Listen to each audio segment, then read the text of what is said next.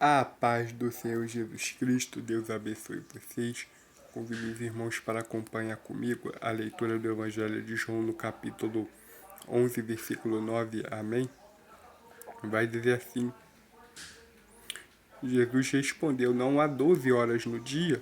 Se alguém andar de dia, não tropeça, porque vê a luz deste mundo. Que ele está falando: não há 12 horas no dia? Se alguém andar de dia, não tropeça, porque vê a luz desse mundo. O que ele estava falando, meus irmãos? Os judeus queriam apedrejar Jesus, mas, meus irmãos, eles fizeram isso em um momento, já era outro momento. Por isso que ele está falando de horas e está falando que aquele que anda de dia não tropeça, porque vê a luz desse mundo, que é Jesus. Meus irmãos, está falando do tempo que a luz está andando, que eles vão ver a luz.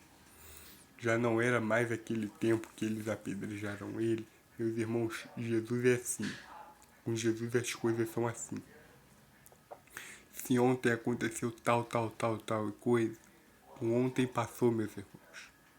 Ele está falando que eles queriam apedrejar ele de fato, sim, mas passou. Ele ia até lá. E ele não tinha medo, meus irmãos. Com Jesus é sempre assim. Ele foi... Quem é que não se lembra do caminho de Emaús?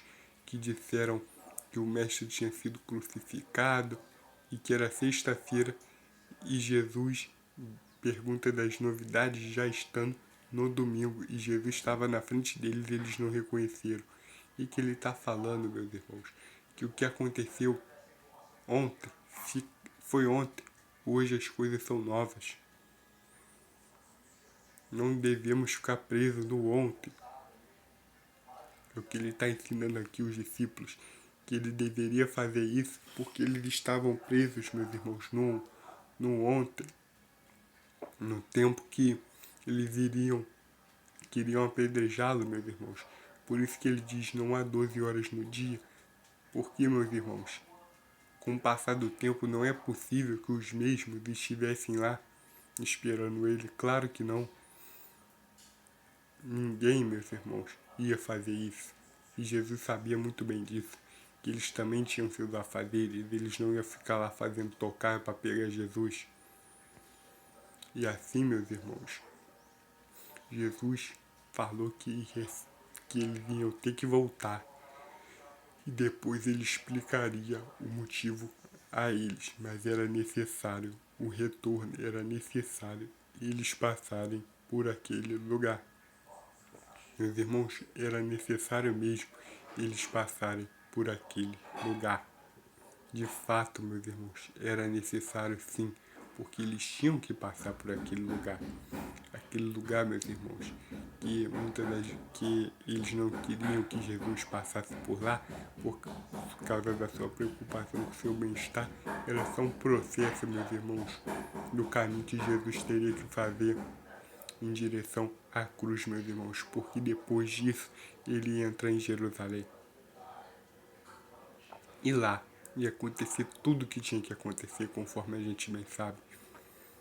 A gente bem, meus irmãos, já estamos se aproximando da entrada dele lá em Jerusalém. Estamos nos aproximando da ceia que ele ia fazer.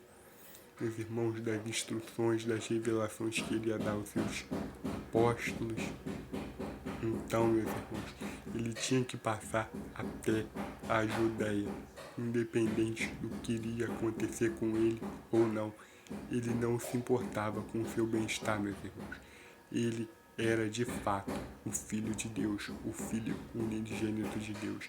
Ele aborreceu até o seu próprio bem-estar para poder estar fazendo a vontade do Pai. Ele aborreceu o bem-estar, ele deixou de alegrar a sua carne para fazer a vontade de Deus, a vontade do Senhor.